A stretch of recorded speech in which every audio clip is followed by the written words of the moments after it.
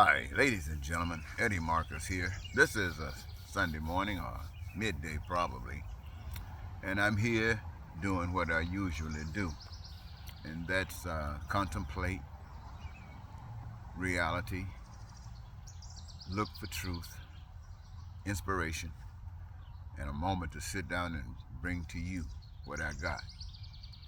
And what I got to say to you today is, ladies and gentlemen, is that it is time for me to just stop playing the game that I play.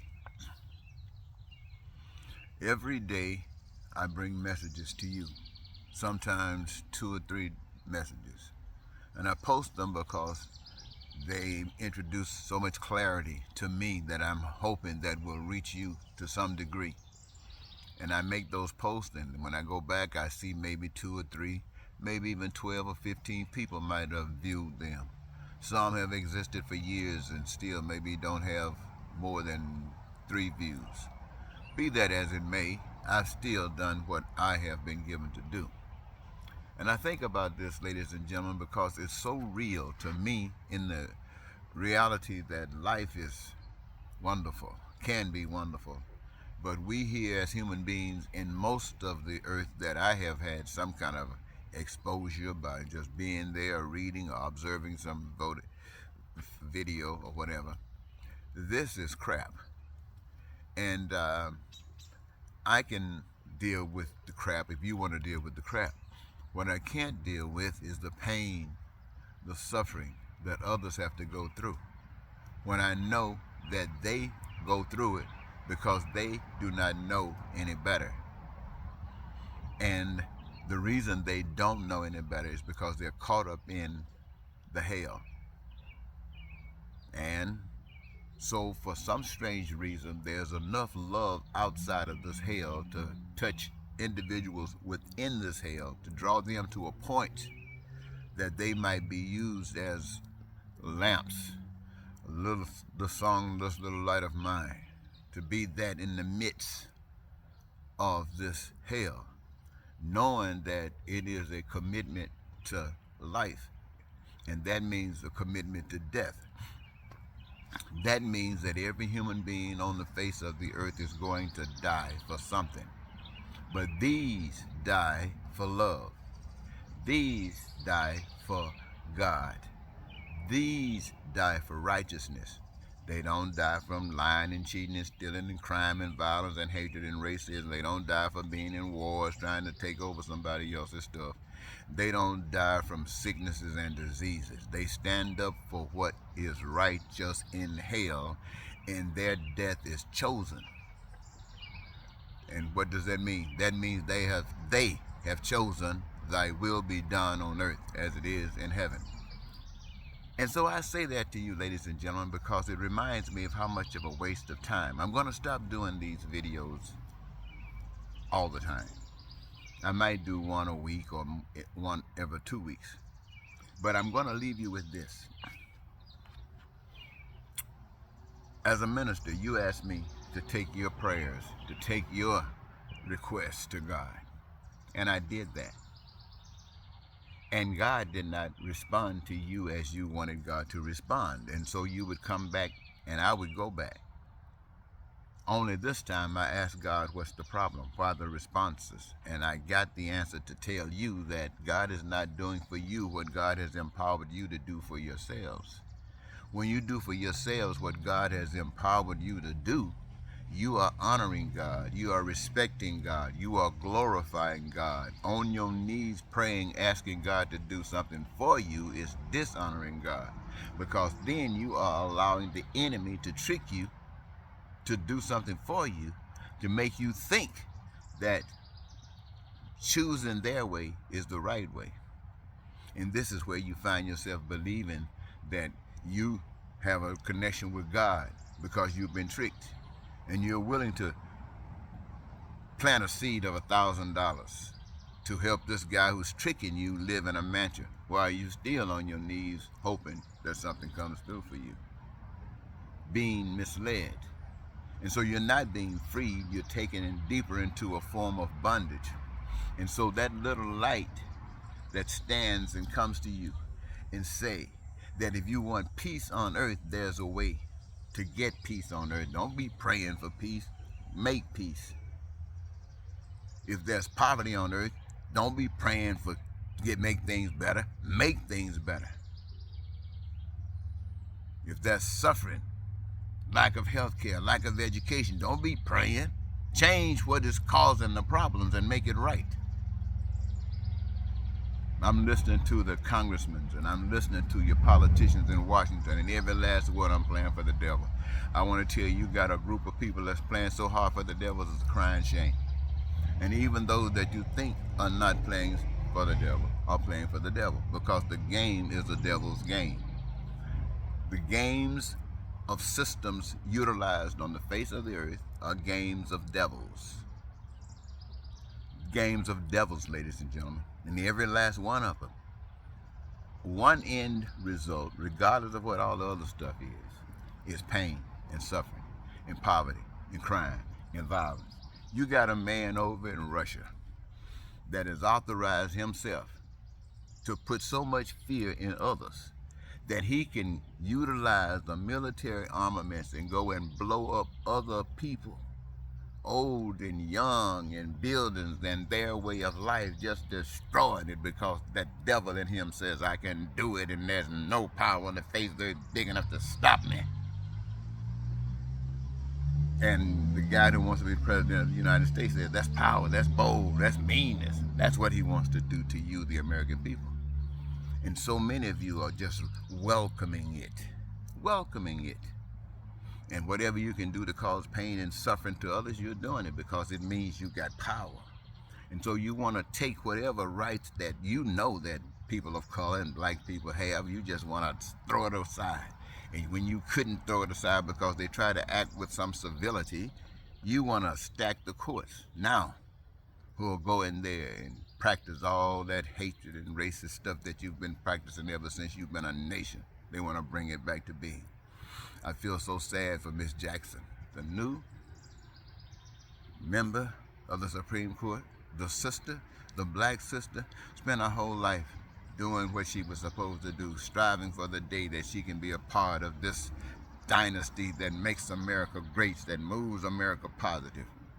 And then she goes in there, and what happens?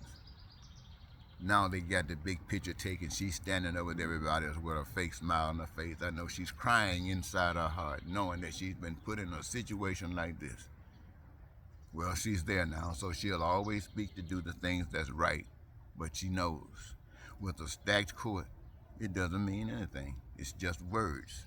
It's just words. It's like me telling you that God, the power that you can't see, the power of truth, the power of righteousness, says that everybody that comes on this earth comes with a gift, something to participate in life.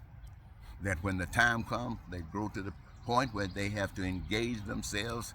They engage themselves with a career that gives them their greatest joy. In other words, rather than growing up going to the military, you grow up and go to engage yourself in creating heaven.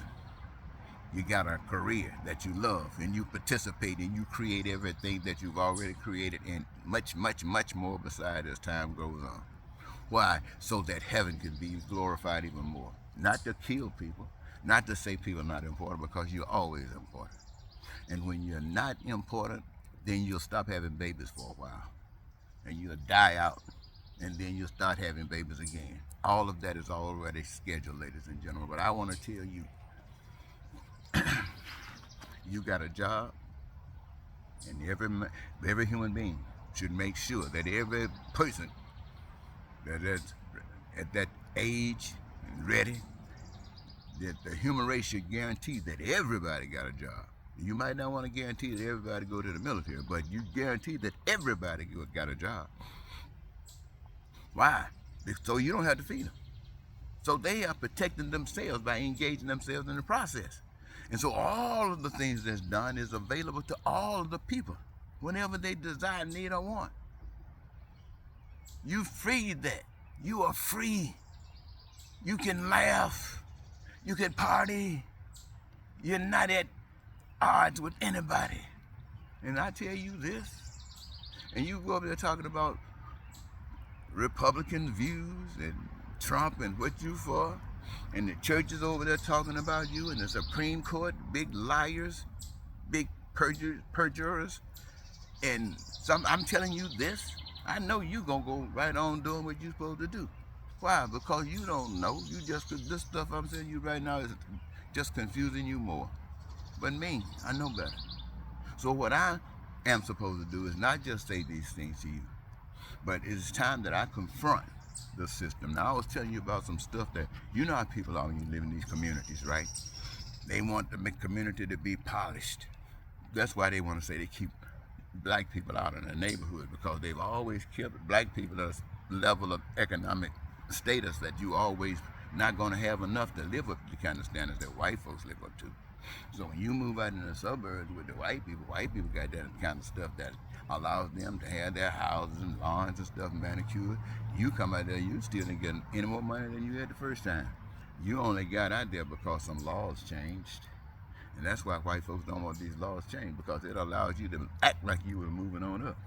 But you moving on out there and you find out you didn't have the money to survive out there. So your house start looking trashy. And they want to put you down because your house looking trashy. Not the fact that you don't have the wherewithal like they do. They know that. They just want you to pack up your stuff and go back where they say you belong. But being in a situation like this says that there's something wrong. You don't have to go back anywhere. They got to get out the way, because you finna come up.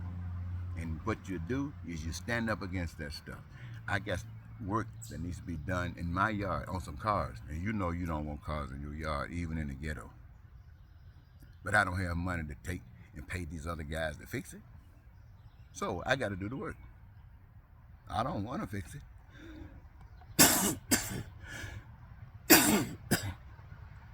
Excuse me. What do I know about fixing cars? Not much of nothing. But I'm going to go out there and do what I can. And I know they're going to be mad. But I don't care. Because, see, I just gave you the answer to making peace and prosperity and freedom on the face of the earth, especially in America. And how many of you will follow it?